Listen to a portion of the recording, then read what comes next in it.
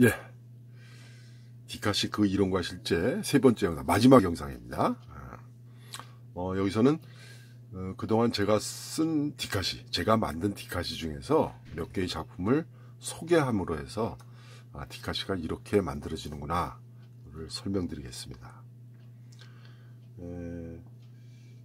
아까 얘기했듯이 제가 디카시인 줄도 모르고 지금 디카시를 만든 게 한 20년이 넘었어요. 그게 디카시인 줄 모르고 했던 거죠. 어떻게? 창작 메모장으로 활용을 했던 겁니다. 그러다가 디카시가 뭔지를 알게 되고 디카시를 접하고 다른 사람들의 디카시를 보고 그 다음에 또 여러 사람들의 디카시를 이렇게 해설해 놓은 걸 보면서 이런 거구나 그러면서 본격적으로 디카시를 만드는 게 2018년부터예요. 그러니까 사실 얼마 안 됐죠. 그러니까 디카시가 뭔지를 모르고 쓸 때는 이게 나중에 디카시가 되는 걸 알았다면 더 잘했겠죠. 요즘도 예전에 찍은 사진들을 쭉 살펴보면서 디카시가 될 만한 것 메모들을 해놨으니까 좀 살펴보고 있습니다. 자꾸 사진을 보면서 자꾸 살펴보세요. 여러분들이 찍은 사진들 많지 않겠어요? 뭐 전화기에 저장도 돼 있겠고 아니면 컴퓨터로 옮겨가지고 저장한 사람도 있을 거예요. 요거는 제목이 채석강에서인데 2012년 9월 15일에 채석강에 갔다가 채석강의 바위들이 제 눈에는 마치 책을 쌓아놓은 것처럼 보이더라고요. 그래서 누가 여기에 언제부터 저렇게 많은 책을 쌓아놓았을까 이렇게 4줄로 바꿨어요. 물론 이거 한 문장으로도 되죠. 한 문장이잖아요. 그죠? 그런데 4줄로 누가 여기 언제부터 이렇게 책들을 쌓아놓았을까라고 저 혼자 생각을 했어요. 근데 저만 이렇게 생각했겠어요? 아마 저 채석강에 가시면은 저는 두 가지를 느꼈어요. 처음에는 시루떡 생각했고 그 다음에는 책을 쌓아놓은 걸로 생각했어요. 그래서 뭐 떡시루로 또 시를 만들 수도 있겠죠. 그래서 저만 그런 게 아니라 다른 사람도 그렇게 느꼈을 텐데 저는 저렇게 디카시로 만들었습니다. 한번 보세요. 그 다음 거 볼까요? 요거는 2013년 1월 18일 전라북도 연해 여행 중에 그 정읍의 한우 숯불갈비집에서 문득 갈비를 굽다가 저 꽃등심 무늬가 하도 이뻐서 그냥 그때 사진을 찍었어요. 찍어놓고 몰랐죠 뭐. 그리고서는 그때 메모가 어떻게 된지 썼냐면은 죽을 때 얼마나 많은 되새김질을 했을까, 이 무늬를 만들려고 얼마나 되새김질을 했을까, 그거를 메모를 했다가 좀 잘 다듬어 가서 저 꽃을 만들기 위해 손은 죽을 때까지 얼마나 많은 되새김질을 했을까, 이렇게 제목은 꽃등심 해가지고. 근데 사실 저만 저 생각을 했을까? 아니에요. 저런 생각한 사람들이 있었을 거예요. 제가 처음으로 저 생각을 했다, 그건 아닙니다. 저런 생각 비슷하게 꼭 저 꽃을 만들기 위해 아니면 되새김질 이 용어는 쓰지 않았더라도 아마 저런 생각을 한 사람들이 있었을 겁니다. 근데 다만 저는 사진 찍어 놓은 거를 이렇게 살펴보다가 이거 2018년에 이렇게 만들었는데 2013년 1월 18일에 찍은 사진을 보고 다시 만드는 거죠. 그 다음 거 볼까요? 요거는 최근 겁니다. 요거는 상동도서관에 2019년 상동도서관에서 부천시민 작가교실 강의를 할 때인데, 강의를 하러 버스에서 내려가지고 가는데 2019년 7월 4일 상동도서관 쪽으로 가는데 그냥 보면은 꽃이에요. 그런데 저 꽃 이름을 알고 있는 사람이면은 능수하겠죠. 그러나 저 거리를 청소해야 될 청소부에게는 쓰레기죠. 그래서 같은 사물인데 어떻게 바라보느냐에 따라서 달라진다는 거죠. 그래서 제목을 인식의 차이 그래가지고 꽃, 능소와 그리고 쓰레기. 사실 단어는 4개밖에 안 돼요. 4개의 단어인데 3행으로 배치했어요. 왜? 3가지의 인식이죠. 어떤 사람은 꽃으로 보고, 어떤 사람은 능소화로 보고, 그리고 어떤 사람은 쓰레기로 보고 이렇게 어떻게 제가 생각해도 좀 저거는 뭐 그럴듯해요. 인식의 차이, 제목이 모든 걸 다 말해주죠. 그 다음에 이거는 참 묘한 게 부일로하고 대학로를 얼마나 많이 지나다녔을까. 부일로하고 대학로가 이렇게 겹치거든요. 가로지르게 되는데 그 부일로를 지나다니면서 저 나무를 얼마나 많이 마주쳤을까. 그런데 이상하게 2019년 9월 22일에 저거 보고 딱 뭐가 떠오르더라고요. 그래서 얼른 사진 찍고 뻥 뚫린 가슴 사랑이 머물던 자리 흔적으로 남았다. 이때 내가 무슨 실연을 당했나? 아마 그건 아닌데 그건 아닐 텐데 언뜻 그런 생각이 들어요. 예전에 그 어떤 사랑의 아픔 이런 걸 이제 생각하면서 제목을 흔적, 그래서 뻥 뚫린 가슴 사랑이 머물던 자리 흔적으로 남았다. 이게 이 나무 지금도 있습니다. 네, 지금도 그 여러 차례 이렇게 수차례 저길 지나다니면서도 2019년 9월 22일에서야 저 나무 저 사진을 찍고 저런 시를 만든 거예요. 그 다음에 앞에서 사진이 먼저일까 시가 먼저일까 이런 얘기 했죠. 네. 대부분이 사진을 먼저 찍습니다. 그리고 그 사진을 찍으면서 혹은 사진 찍기 전에 어떤 영감이 떠오르기도 하겠지만 사진을 찍고 그 사진을 보면서 거기에서 즉흥적으로 떠오르는 영감 이렇게 얘기하는데 저 경우에는 이 초승달이라는 이 디카시는 제가 영감이 먼저 떠올랐어요. 영감이. 그래서 초승달을 보면서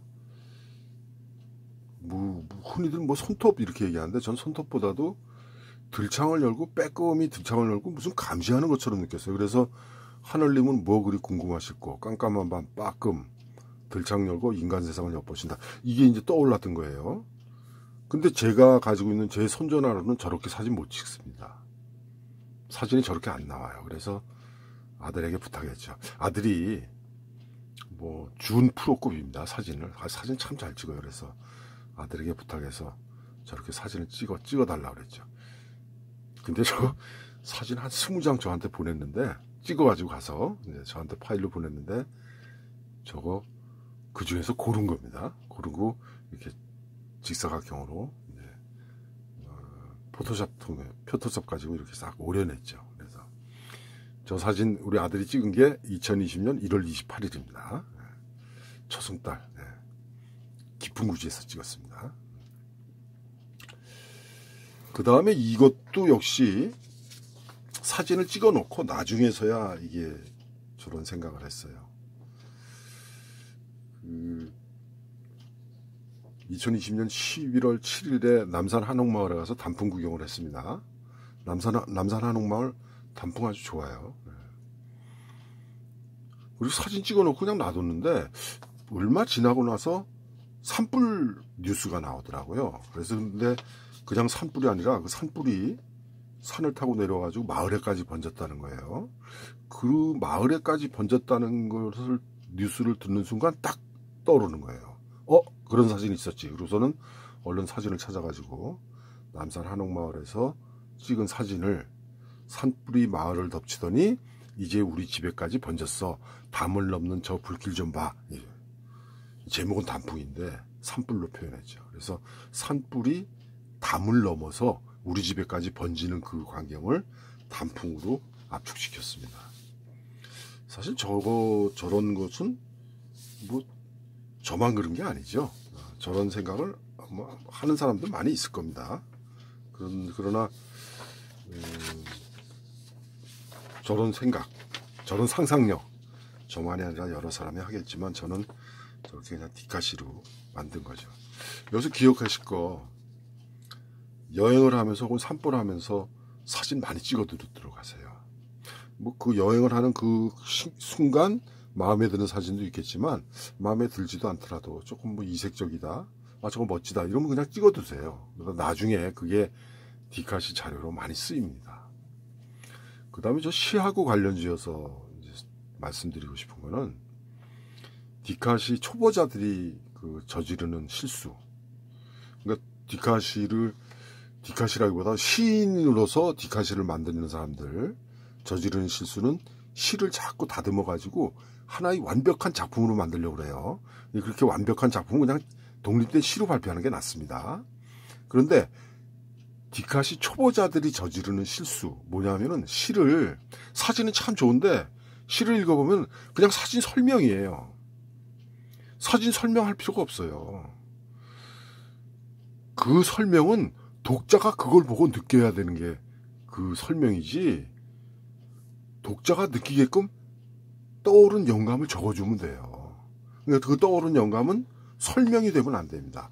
독자에게 가르치거나 이게 바로 그거야 이렇게 가르치는 게 아니고, 또 이게 어떤 걸 찍은 사진이야 이거 얘기하자는 게 아니에요. 그래서 시는 지금 제가 이 영상을 한번 되돌려서 한번 보세요.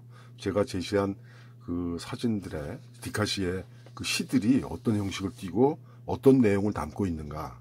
그래서 순간 사진을 찍으면서 순간 떠오른 영감, 그게 바로 디카시의 시가 된다는 거 꼭 기억하셨으면 좋겠어요.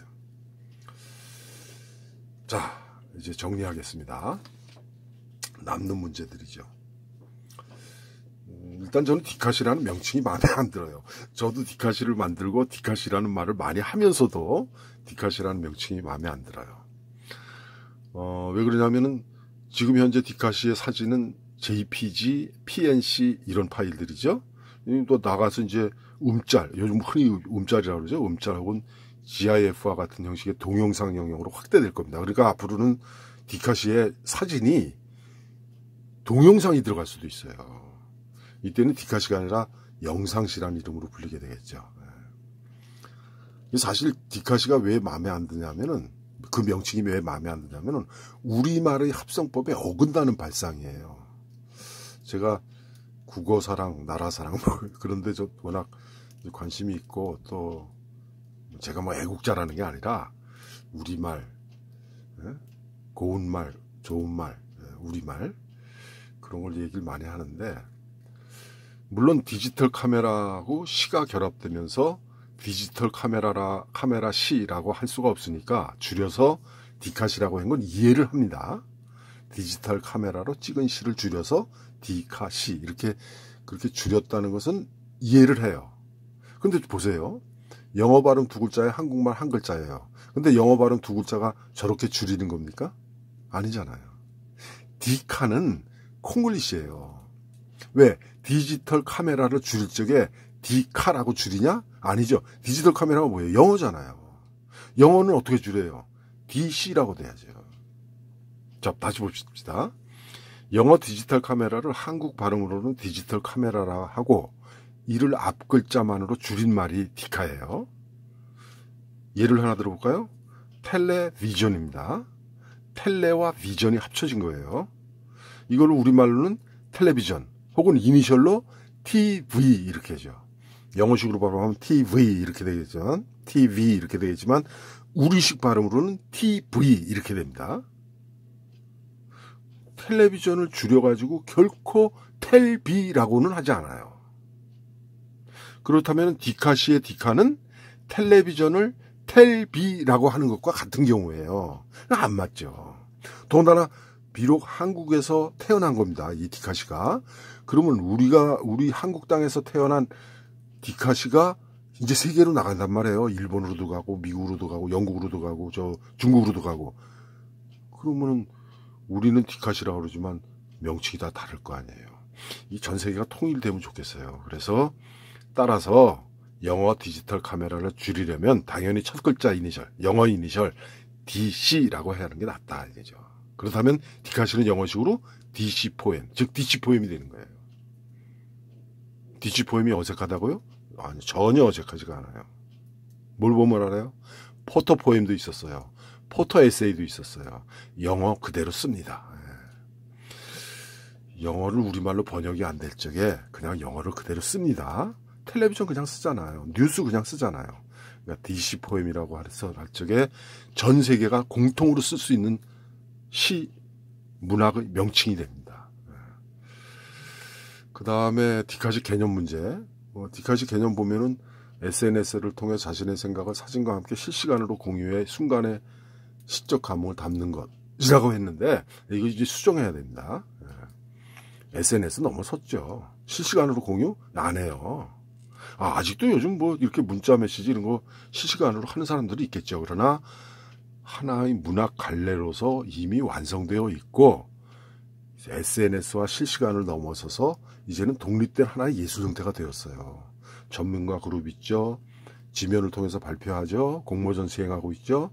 그러면 실시간 소통이나 SNS는 디카시의 개념을 축소하는 거예요. 디카시의 개념에서 SNS, 실시간 공유 빼야 됩니다.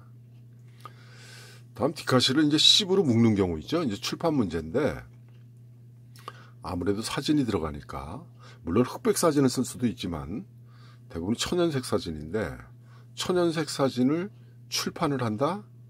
그럼 종이가 고급 종이어야 돼요. 사진 인화지에 근접한 고급 종이를 써야 돼요. 가격이 높죠. 그 다음에 3도 인쇄가 필요합니다. 총천연색 인쇄라고 얘기하는데 인쇄 작업에서는 총천연색 인쇄 이런 말 없습니다. 3도 인쇄입니다. 1도 인쇄, 2도 인쇄, 3도 인쇄 이렇게 했는데 3도 인쇄를 하면 이게 천연색입니다. 아무래도 인쇄 비용이 증가하죠. 그래서 IT 시대에 걸맞게 디카시 집은 종이로 된 출판물보다는 전자북이라고 하죠. 이북, 전자책. 전자책의 형태로 출판하는 것이 효과적이다. 이런 걸 알려드립니다. 물론 꼭 종이로 된 책으로 디카시 집을 내야 되겠다. 그렇게 하십시오. 그렇게 하는데 출판사에 얘기해가지고 전자책으로도 만들어주세요. 이러면 효과적이죠. 그래서 전자책으로 다운받아가지고 이렇게 보면은 오히려 디카시의 그 매력을, 그 맛을 더 잘 느낄 수 있겠죠. 지금까지 그 강의를 시작하기 전에 첫 번째 영상 첫머리에서 말씀드렸듯이 지금까지 말씀드린 이 내용, 디카시 그 이론과 실제는 오로지, 온전히 이병렬의 지극히 개인적인 생각일 뿐입니다. 그래서 제가 지금까지 말씀드린 것이 학술적으로, 학문적으로 이렇게 인정을 받은 그런 이론이냐? 그게 아닙니다. 제가 지금까지 디카시가 이것이 디카시인 줄도 모르고 디카시를 만들었던 거 20년이 넘는데 그렇게 20년이 넘는 동안 만들고 그리고 접했고 그리고 근래 본격적으로 디카시를 만들면서 또 종합적으로 분석적으로 해석하고 깊게 탐구한 결과 디카시가 이런 것이다. 이렇게 제 나름대로 이론을 정리한 겁니다. 그러니까 지금 보신 이 영상 속의 이론은 그간 디카시 창작활동 경험을 바탕으로 정리한 이병렬의 지극히 개인적인 주관적인 의견일 뿐이지 이게 완벽한 그런 이론은 아닙니다. 언젠가는 이것보다 더 구체적이고 보편타당한 디카시 창작 방법이 제시되겠죠. 지금도 여러 동호인들 카페에 보면은, 디카시 동호인들 카페에 보면은 나름대로 이게 디카시에 대한 개념, 또 디카시 창작 방법, 이것에 대한 의견을 이렇게 제시하는 분들도 많죠. 영상을 끝내면서 저보다 먼저 디카시를 만드신 분들, 진짜 불모지나 다름없는 데서 디카시를 만들어내신 초기 디카시인들, 특히 한국 디카시 연구소 이상옥 대표, 그리고 이 이상옥 대표와 함께 활동하신 분들이 있어요. 초기 디카시인들. 진짜 찬사를 보냅니다. 참 존경스럽죠. 불모지에서 디카시를 만들어내신 분들입니다. 자, 지금까지 이 영상이 3개인데 이 영상을 통해서 우리 초심자들이 또 디카시에 관심 있는 그 초보자들이 디카시 만드는데 많은 도움을 받았으면 하는 그런 제 바람입니다. 그리고 또 그렇게 되기를 기대합니다. 아무튼 디카시 그 이론과 실제 강의 마치겠습니다. 모두들 좋은 디카시 많이 쓰시길 기대하겠습니다. 고맙습니다.